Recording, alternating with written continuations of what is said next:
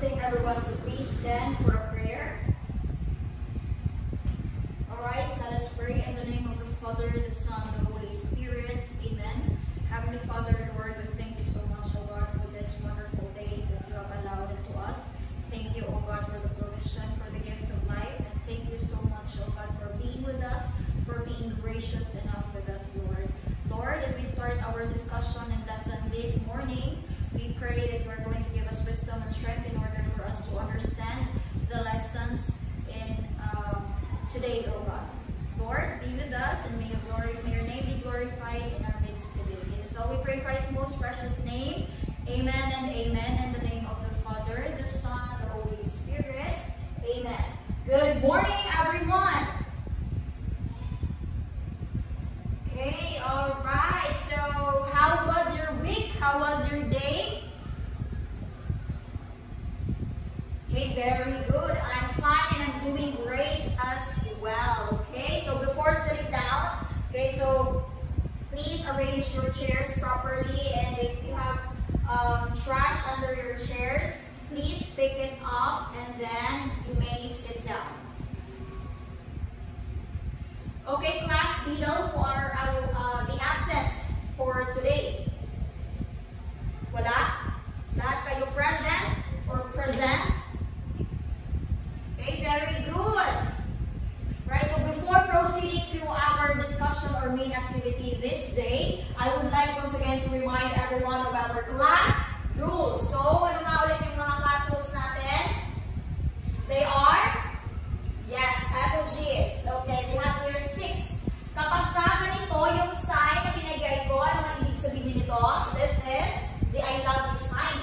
But in our class, this is the sign for us of respect. When you love your classmate or your teacher, you show them respect. Next is the shush, meaning to say silence unless you are told, i-shut up lang ang inyong mga mouth. Okay?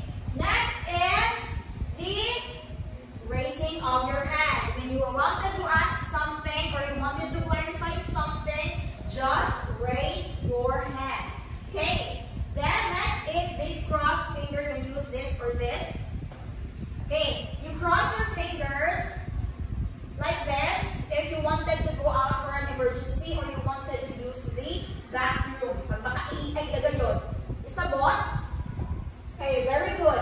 Next is if you wanted to seek help from me directly, hindi kayo maghaw-haw sa classmates. Okay, if you wanted to seek help from me, just raise this sign. This is the sign for help.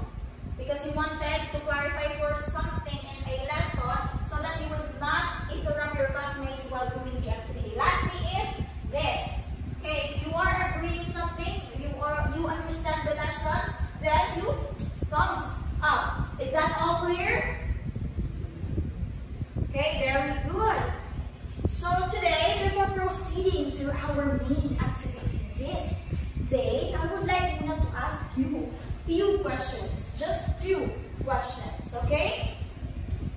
Alright, who among you here have seen an image or picture that looked real but actually edited or made up? Sino man yung nakatry that? Who among you have seen a picture like that? Of course, a lot of you, because most of you are using earphones now. Okay? Some of you have seen a what? A floating carpet. You have seen that in the movie, right? Okay, very good. Next is, when you've seen those images, what are the signs of those images that might not be real or existing in real life? That itself, they are impossible to exist. Wag na to kita ating real life. Very good. Those are one of the signs that an image is actually made up or not real. So your responses ngayon has a connection or have a connection to our new topic. Actually, this isn't new. This is just, this is the first lesson for the quarter. So I am using your experiences in life. Okay, so ngayon, grouping you for an activity. I will be grouping you into two. So, lahat ng group 1, doon kayo po pwesto. Lahat din ng group 2, doon kayo po pwesto. Anong gagawin namin ngayon? I will be giving you the images. Okay, it's actually here. The images. And those images are mixed. What do I mean by mixed? Kapag mixed, some of those images you can see in real life and some of those images naman is unusual or extraordinary. Mamaya malalaman nyo. But on my cue, upon my cue ha, dili man both. Okay.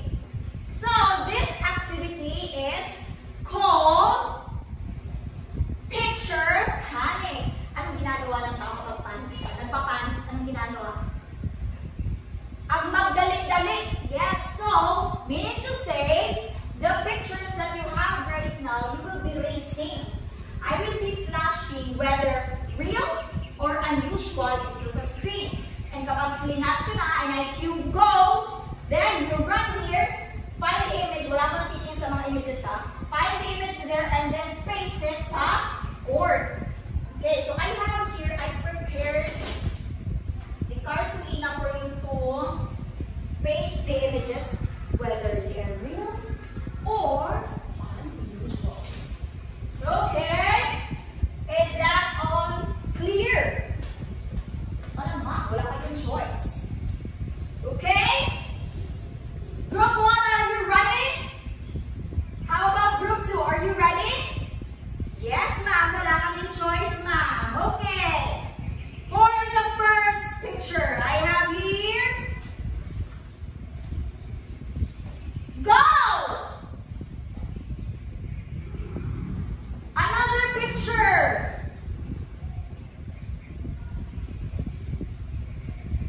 Next. And the next. And then next. 1, 2, 3, go! All right, very good, group 1 and group 2. You did a very good job. Okay, nakikita ko talaga, napakagaling niyo talaga. All right, now, observe very carefully of the pictures that you have pasted on the board. Right now, I will be asking you questions. Okay? For the first question, what do you notice about the pictures you have pasted? Sige, tanong ko ng madagaw. You have noticed ang mga fairies, dragons, and aliens. Yes. Do they look the same or different in some ways? Of course, they don't look the same. Malamang. Alright? Now, observe again very carefully of the pictures. Meron kayo din makikita, chinelas, bahay, and the bird. Then, what do you notice? Yes, exactly. Some of the pictures don't really exist in real life, while others naman exist in real life. Ayun. With the pictures and the activity we have done ngayon, what do you think is our topic for today? Okay, very good. Our topic for this day is all about, kindly read everybody. Ready? Begin. Identifying real or make-believe images or images. Okay, so ngayon, before we proceed to our topic, another activity today we will be reading our objectives for this morning. Okay, everybody read. At the end of a 45-minute lesson, the students shall be able to identify real or make-believe images, create a simple visual collage of real or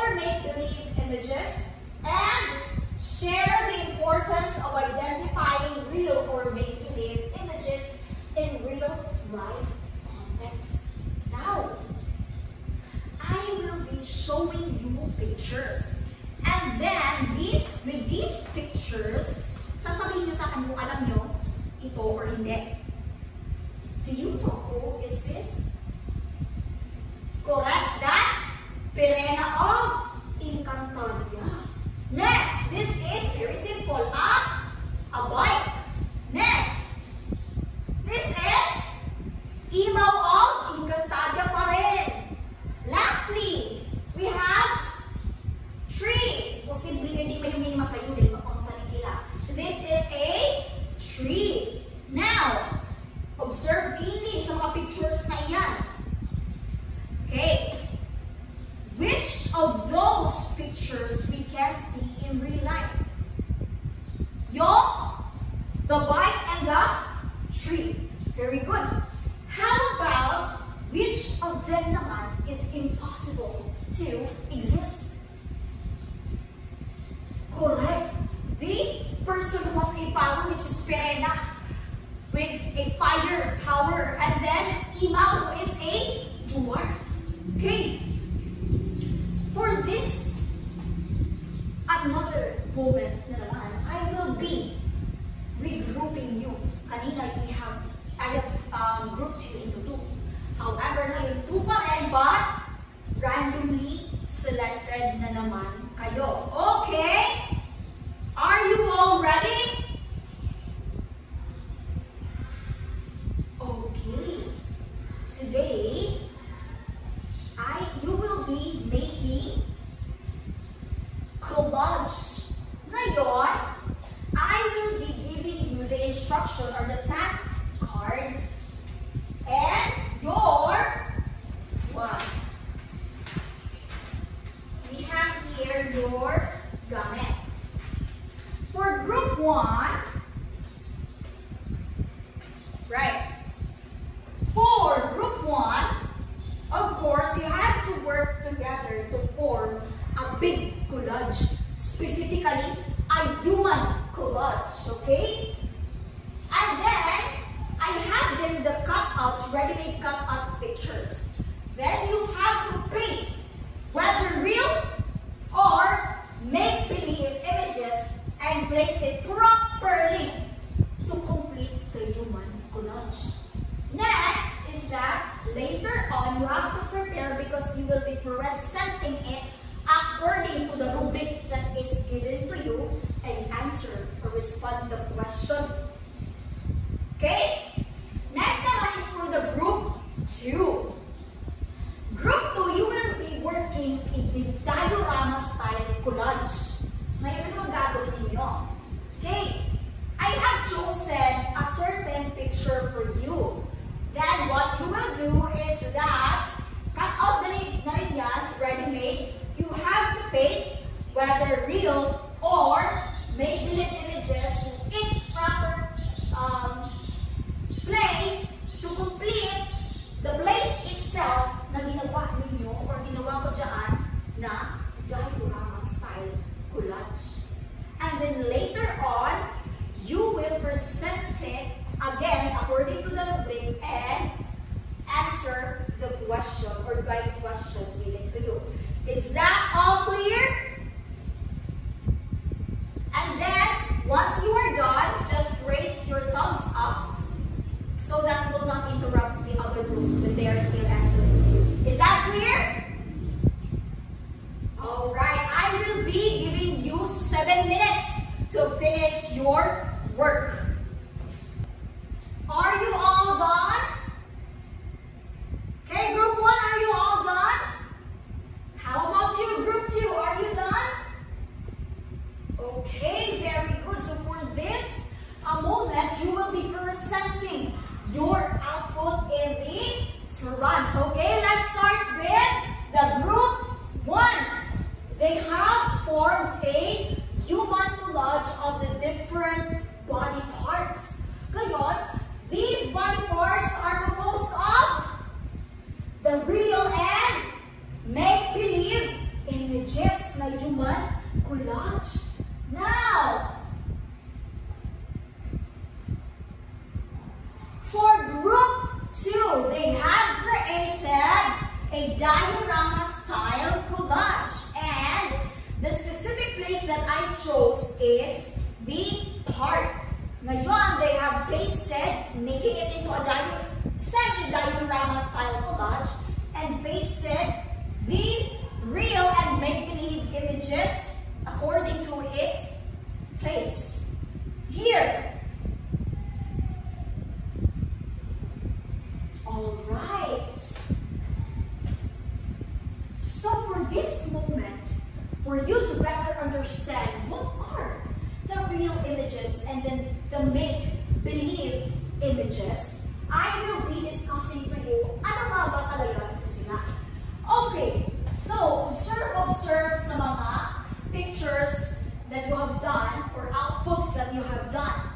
Okay, let's start with this thing. Right. The real images. But before that, you can actually, these images is that you can actually see this whether you read books or listening to stories or watching movies.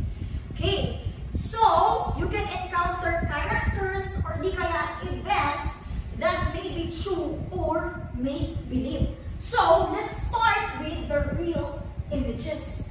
What is a real image? Okay, can you read? Real images, they are true and they are facts that can be proven. Meaning to say that these images are existing in real life. You can experience it, you can witness it because you have the five senses, which are the tasting, hearing, ano pa? Seeing, smelling, and feeling. You can touch it right now. If I touch this chair, is it true or not? Yes, it's real because I can touch it, I can feel it. Okay, some examples are, you can hear the babies cry when they are hungry. Okay, ano bang itsura ng baby nagka-cry? Correct. Or, there are 7 days in a week. They are proven. Wala lang tayong calendar, but they are proven, right? Next, my grandmother is still alive at the age of 93. Ano bang itsura ng 93 years old na alive pa? Yes, exactly. Very old na. But, they can happen in real life. How about sa mga samples natin kanina and then ngayon? Sa group 1, what is the part of the body that is real? We have here the legs, upper leg, and then the body, and then you have the head. Right? Ngayon, sa group 2 naman, on which part or image is real? You have there the pathway, you have there the swing, the bench, the flowers, and you have a tree. Is that all clear? Very understandable lang siya, nakikita mo siya, napi-feel mo siya, na-experience mo siya. Is that clear? Okay, now let's go down to the make-believe images. What are these images? Okay, can you read? These images have no existence. They are not true. They are in our imagination. They are non-fact and difficult to be proven. Sige, sample. Here. These images, kanina, sa motivation natin to. You have here, giant. You have also there the mermaid. And then the unicorn. Nakakita na ba kayo ng unicorn? Nakakita na ba kayo ng giant, like very big, very tall? Wala pa? Of course. Now, dito sa group 1, which body part sa human collage nila is the make-believe image? The arms and legs. And you have also here the brain. Bakit yung brain? Because it has arms and legs and eyes. Nakakita na ba kayo ng brain na may eyes and legs? Oo, ma'am. Kapag mag-discuss ka mo, magpalawa na yung brain namin. Wow! And then the heart.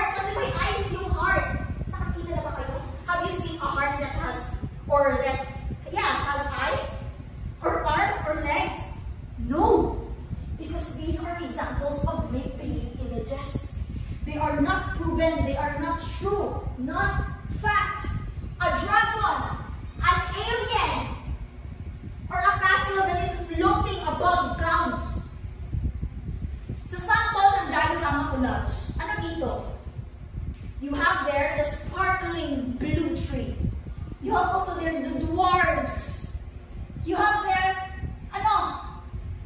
mushrooms na nagsidlak-sidlak. You have there the dragons. And yes, there. Is that all clear, class? You have there the sample sa make-believe na a tree talk to the boy. Have you seen a tree talking to a boy? Or the fisherman caught a mountain of fish, but still was penniless. Wow, mountains of fish. Nakakita na ba kayo ng ganon? It was raining cats and dogs, literal. And the waters flooded the city and it almost reached the clouds. Those are not real. Those are the product of imagination. Is that clear, class? Now, why do you think it's important? Kanina, nag-share na kayo kanina eh. Pero I wanted the opinion of others. What do you think is the importance of identifying, that we were able to know and identify make-believe from real images? Yes, exactly. Because, what? Of course, as simple as you were able to identify what's the existing things and from non-existing things. Hindi ko madaling maatik. Is that all clear? Am I understood? Okay, very good. So, for this moment na naman, since you have understood, okay, I will show you pictures. And then you just raise your right hand if the pictures shown are real images. And then raise your left hand if the pictures shown are make-believe images. Let's start with 1. It's correct. Right hand. Because they are a family eating something. Next. Correct. What's this? Left hand. Why? Have you seen a cat wearing a sunglasses or glasses and then doing something, fixing the phone? Sana all. Next. Yes, left hand. Because there is no such thing as someone who has a wings or who has wings tapos nagdadrive ng car. Next. Yes, exactly, the jeepney, because they are real. Next. Right hand. Yes, because airplanes do exist. Okay, sa mga pictures kanina, how many pictures were real kanina that were shown? There are very good 3 pictures. And ano naman yung how about the group which are make-believe images? There are 2 images. Ngayon, which group had more? Yes, exactly. The real images. Ngayon, since you have understood and identified the real images from non-real or make-believe images, let me ask you a few questions. Where do we often see real or make-believe images in our daily life? Yes, some of you says na-experience nila, and some of you says sa social media because you are scrolling, busy scrolling on your phone.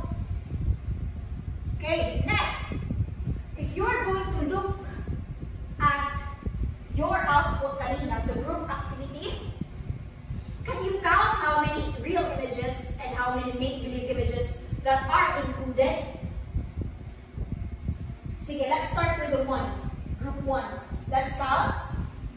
1, 2, and 3. There are, yes,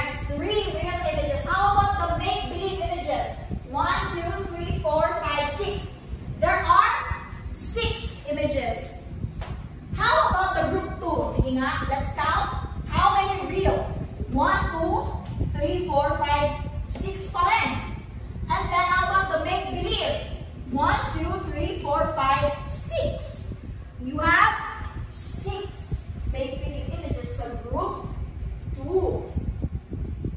Okay? Okay, so kanina, you have said that you have seen this picture online, sa mga videos, and that looked real but wasn't true, mga pictures. Ngayon, how can we make sure that what we see or read online is real? As simple as, because, correct, they don't what? They exist, and we can check the source first. Next, how can this lesson help you as a student and a responsible user of technology? Alam nyo na. You knew na what are real from na or make-believe images. Ngayon, ano yung gagawin ninyo? You have to be very responsible upon posting. Hindi ka mag-post dahil mapagani ka kung anong tama or mali, or that real or make-believe. I mean, there's nothing wrong naman with posting such thing if it's for entertainment as long as you're responsible. Okay, did you get me, class? Okay. So how can this guide you in choosing what to believe or share? Yes. This can guide you to avoid spreading yung fake news or mga sikuan ko nung may nakalingon AI. Nag-alam na artificial intelligence. That's why class, you have to be very responsible. Again, you have to be very responsible in choosing the what to post. Real images or make-believe images. It's okay to post make-believe images as long as it's for entertainment lang, and you are not discriminating other people. Pure entertainment. Did you get me? Okay, very good. Because learning to identify these real from make-believe images, they don't just help us in our daily life. But when we read or browsing the internet or even watching, we became wise and good and observant sa mga truthful na mga images na ay hindi mali or not really kuan as mali, regard as mali, but ito edited ito, ito real ito, ito edited ito. Okay? As simple as that. Okay, so once again, if you really understood our topic for today, what are real images again? Real images are true and you can experience it, and they are based from facts that can be proven. How about the make-believe images? Yes, exactly. They don't exist or impossible to exist, and they're not true. Bunga lang siya ng imagination and non-fact, difficult to prove. Okay? How can we be able to identify them? Of course, by observing whether they exist in real life or not. As simple as that, class. And why is it important to know whether an image is real or make-believe? Correct. We cannot be fooled easily. Hindi ko rin maatik na, ito ko rin, ibutakan ka, i-editan ko rin ang suma, yan ko kulay rin sa mukha amigo. It's not like that. Dapat alam mo when, or you should know how to identify real from make-believe images. That's really the importance of it, class. Did you get me? Hey, since you have really understood our topic for this day, I will be giving you test questionnaires. Okay? And you have to read it very carefully and then encircle the letter of the correct answer. Is that clear? Okay. Answer the questions. Are you all done? Okay, very good. So, for this moment, copy your assignment screen and then submit it next nating meeting. Is that all clear? Is our topic understood? Okay, very good, okay? Okay, that's it for today, class. Okay, goodbye everyone.